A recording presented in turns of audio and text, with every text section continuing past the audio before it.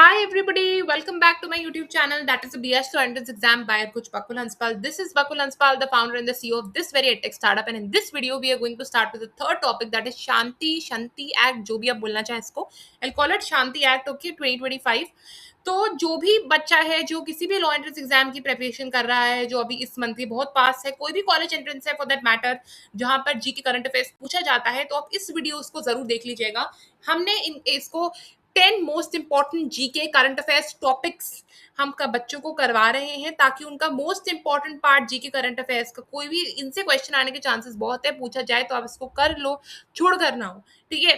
सो अगर आपको already in topics के बारे में मालूम है, आप इसको एज अ रिविजन देख सकते हो. इसको पीडीएफ चाहिए तो जैसे ही 10 टॉपिक खत्म होते हैं वो पीडीएफ मैं आपको दे दूंगी. जस्ट कमेंट कर दीजिएगा यूट्यूब पर ताकि मैं भूल ना जाऊं.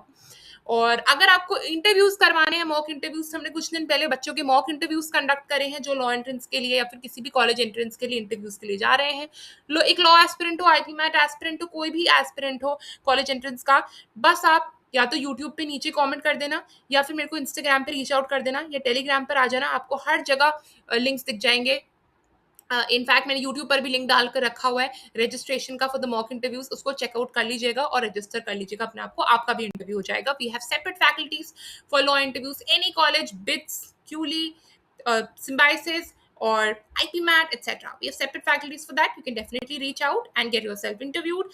हमने इंटरव्यूज में बच्चों की बहुत हेल्प करी है. आप एक काइंड ऑफ इनसाइट्स भी मैंने डाल रखी है इंस्टाग्राम पर रिगार्डिंग जितने भी इंटरव्यूज मैंने लिए हैं बच्चों के. I have hit the identity दो, एंड बहुत चीजें हमने कवर करी कि क्या प्रॉपर क्वेश्चंस हो सकते हैं, आंसर्स कैसे डिफाइन करना है बच्चों के, बॉडी लैंग्वेज क्या होनी चाहिए, पोस्चर क्या होना चाहिए, कैसे ग्रीट करना है, क्या कर रहे हैं, क्या बोलना है, ये कमेंट बोलना है कि पहले हम बैठ जाए, मैम को पहले वो पूछना है, सर को पहले पूछना है, क्या एग्जैक्टली करना है, कोई क्वेश्चन नहीं आना तो बूफ अप ना हो जाए, क्या करना है. तो हमने सब कुछ डिस्कस करके रखा हुआ है उन पर्टिकुलर सेशंस पे. उसको ज्वाइन कीजिए, रजिस्टर कीजिए, आपका भी इंटरव्यू हो जाएगा. ओके, सो वी ओके, अब पिछले के दो topics we have already done. We did the 16th Finance Commission report as well as the Bharat Taxi topic. So these two topics have already been covered, and I have attached those topics on the I button. If you want those topics, then definitely you can watch those particular videos. आज हम इस तीसरे topic के बारे में बात करेंगे. जो भी वीडियोस हैं वो नॉन रिलेटेड हैं एक दूसरे से, टॉपिक्स हैं वो नॉन रिलेटेड हैं, तो आप देख सकते हैं इस वीडियो. जैसे एक वीडियो खत्म हो जाए, इस वीडियो की तरफ आप चले जाइएगा या फिर पहले देख लीजिएगा, it depends on you. But we going to start with this Shanti act 2025. अगर आप ऐसे हो जो हिंदू पढ़ते आ रहे हो, एटलीस्ट हिंदू के पर्सपेक्टिव से बोल सकती हूँ, आप आर्टिकल्स पढ़ोगे आपको शांति एक्ट पर बहुत कंट्रोवर्सीज दिख जाएंगी. आप आर्टिकल्स पढ़ोगे उसमें बहुत कंट्रोवर्सीज दिख जाएंगी. It is something that you just need to know how to interpret and analyse and comprehend those controversies, whatever those articles that those reputed people are writing. You just need to know how to interpret those. For this, for the sole purpose of current affairs and GK, you just need to know the factual data or the facts pertaining to that particular topic. And ये जरूर पूछा जा सकता है. शांति act 2025. शांति act का पहला question, कुछ ना आए, पहला क्वेश्चन जरूर आ सकता है ऑफ कोर्स, व्हिच इज कि शांति एक्ट का फुल फॉर्म क्या है. ठीक है, तो remember this name by heart. Okay, sustainable harnessing and advancement of nuclear energy for transforming India. Act 2025. Very, very important, like very, very important. Remember this, the full form of this particular act, which is sustainable harnessing and advancement of nuclear energy for transforming India. And you are done with this. The first question is already done. You've already gained 1 mark. Next topic पर आते हैं. मैंने कुछ topics में इनको divide करके रखा हुआ है आपके लिए. Okay, so we have the legislative overhaul and unified framework. Shanti Act replaces which particular acts? You can definitely ask, okay, number of acts that Shanti Act has replaced. Only two acts Shanti Act has replaced. Remember the name of those two acts. Atomic Energy Act of 1962. Pol science student हो, 12th से आए हो, जो chapter था India external affairs का, उसने जरूर पढ़ा होगा ये पर्टिकुलर एक्ट. वहीं से आया है ये, India China war के around. Civil Liability for Nuclear Damage Act of 2010. These two acts this particular Shanti Act has replaced. एक यूनिफाइड फ्रेमवर्क है, उन दोनों एक्ट्स को कंबाइन कर दिया गया है, मतलब एक रिप्लेस करके अब न्यू एक्ट ले हुए. कंसोलिडेटिंग रेगुलेशन इन दोनों एक्ट्स का. Licensing, safety, liability into single legislation. Nuclear capacity को एक्सेलरेट करना, clean energy transition, modernise oversight mechanism. अगर आपने ये थर्ड पॉइंट ना भी पढ़ा होता, तब भी अगर इस पर्टिकुलर एक्ट का एम पूछा जाता, तब भी आप कर देते. तो ये चीजें मैंने फिर भी लिख रखी हैं टेलीग्राम पे, आप जाके चेकआउट कर लीजिएगा। इससे पहले 2 टॉपिक्स में भी थी। मोस्ट इंपॉर्टेंट चीजें वो हैं कि फैक्चुअल सामान आपको याद होना चाहिए, that is the full form of this particular act, which 2 acts this particular act is replaced, the names of those 2 acts and the purpose of it. Rest strategic aim, you can do it regardless, because her act का यही purpose है। हम nuclear energy को अभी तो ऐसे नहीं बना रहे ना कि हमें दुश्मनों को मारना है, हम क्लीन एनर्जी की तरफ ही बनाएंगे। ये तो किसी का भी आप एक तुक्का भी मारो तब भी हो जाएगा। Okay, let's see what this particular act has. Private sector participation. For the first time, licenses can be granted to Indian private companies and government-private joint ventures. अब तक सिर्फ पब्लिक कंपनीज ही, पब्लिक वेंचर्स ही nuclear energy को देख रहे थे, लेकिन अब private companies भी आएंगी। आपको याद है स्पेस पॉलिसी जो इंडिया की आई थी 2023 में, हमारा अब तक था कि जो भी पब्लिक कंपनीज हैं, जो हमारे पास इसरो है ना, और जो भी काइंड ऑफ पब्लिक सेक्टर्स हैं गवर्नमेंट के, सिर्फ वही स्पेस सेक्टर की तरफ फोकस करेगी।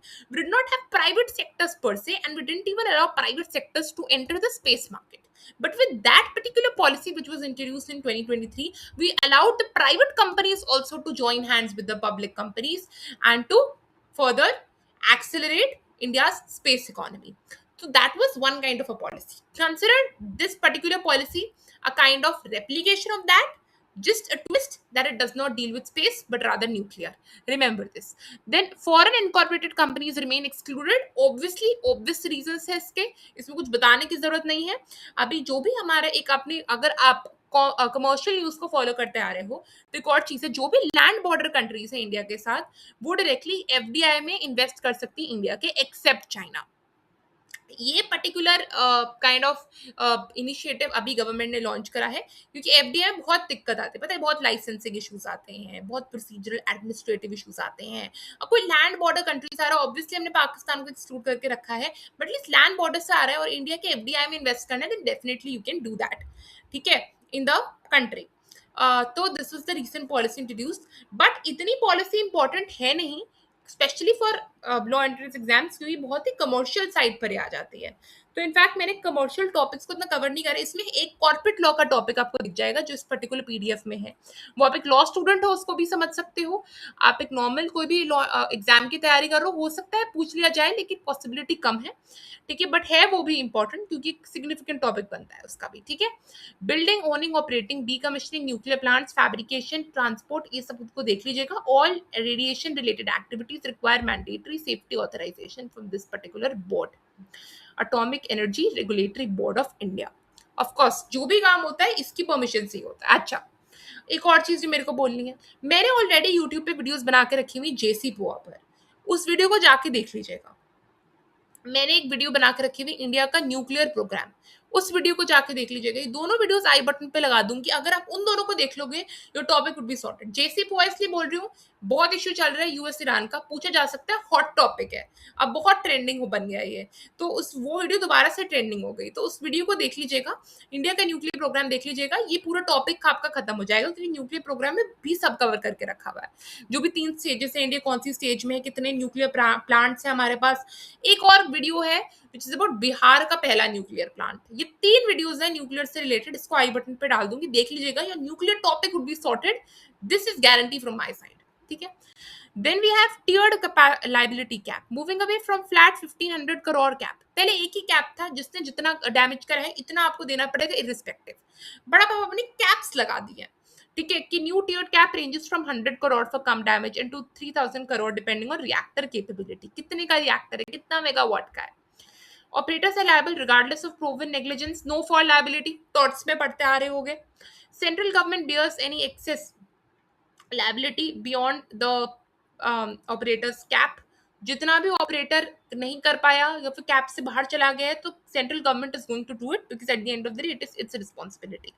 Compensation extended to nuclear damage in foreign states from incidents in India, अगर किसी बॉर्डर पार कुछ हो जाता है तब also compensation is going to be given by India. Supply protection, let's see this, okay, तो right of recourse against the suppliers for defective equipment और materials has been removed to align with the global standards. Okay, first तो इसमें कुछ kind of भाई, इसमें ही major चीज जो controversial था वो इस पर्टिकुलर चीज में भी था कि आप जहां से भी मटेरियल ला रहे हो न्यूक्लियर का, चाहे वो डिफेक्टिव इक्विपमेंट है, मटेरियल कैसा भी है, ठीक है, उसके अगेंस्ट केस करने का, उसके अगेंस्ट रिकॉर्ड्स करने का अब कोई मैकेनिज्म नहीं होगा। ठीक है, this was this controversial thing. आपको कंट्रोवर्सी का ध्यान नहीं देना, पैसेज आए देख लेना, उसको इंटरप्रेट कैसे करना है आरसी या सीआर में, बट वो आपको देंगे नहीं, एटलीस्ट क्रिटिसाइज करते हुए पॉलिसीज को। Recourse only available is explicitly written in the contract or if there were deliberate acts intended to cause damage। अगर आप कोई उसमें इंटेंशन देख सकते हो या फिर वो कॉन्ट्रैक्ट में मेंशन है, but otherwise this was change, this was also one of the most controversial things जो आपको न्यूज़पेपर में दिख जाएंगी। इस पर भी सप्लायर लायबिलिटी पर enhanced regulatory oversight। तो ओके, पहली बात तो है okay, atomic energy regulatory board जो भी होता है इसकी कंसेंट से होता है, full legal backing to ensure safe use of nuclear energy. Obviously composition इसमें एक चेयरपर्सन होता है, वन होल टाइम मेंबर होता है, and up to 7 part time eminent experts, और टेन्योर होता है उनका 3 to 6 years। ये इंपॉर्टेंट नहीं है, इसका बिल्कुल भी इंपॉर्टेंट नहीं है, कॉम्पोजिशन याद रखना। इतना इंपॉर्टेंट है कि कौन सब कुछ कंसेंट देता है, किसके कंसेंट से होता है, AERB। New appellate body, Atomic Energy Redressal Advisory Council, established to hear appeals against AERB or the central government. This is the kind of an appellate body जो established हुई है। Further appeals they can be made to the appellate tribunal for electricity। जैसे आपके पास होता है NCLT and NCLAT, which is for corporate law tribunal and corporate law appellate tribunal, वैसे ही we have Atomic Energy Redressal Advisory Council and then we have appellate tribunal for electricity। but ये important नहीं है देखना, ये नहीं है important, ये नहीं पूछने वाले, वो लोग पूछेंगे तो AERB की फुल फॉर्म पूछेंगे, इसका डायरेक्टर का नाम देख लेना एक बार। ठीक है, सप्लायर लायबिलिटी है हमारे पास, इसका पुराना कैप कितना है, 1500 करोड़ का, कोई आप याद रख लीजिएगा। देन एक्ट का फुल फॉर्म शांति एक्ट का, एंड कौन से एक्ट इसने रिप्लेस करे हैं, और प्राइवेट पार्टिसिपेशन है, और फॉरेन का कोलैबोरेशन नहीं है, इसको याद रख लीजिएगा, इस पे चीजें पूछी जा सकती हैं। सो बाकी जो 3 वीडियोस आई बटन पे डाल रखी है उनको देख लीजिएगा। And now we are going to start with the fourth topic in the next video.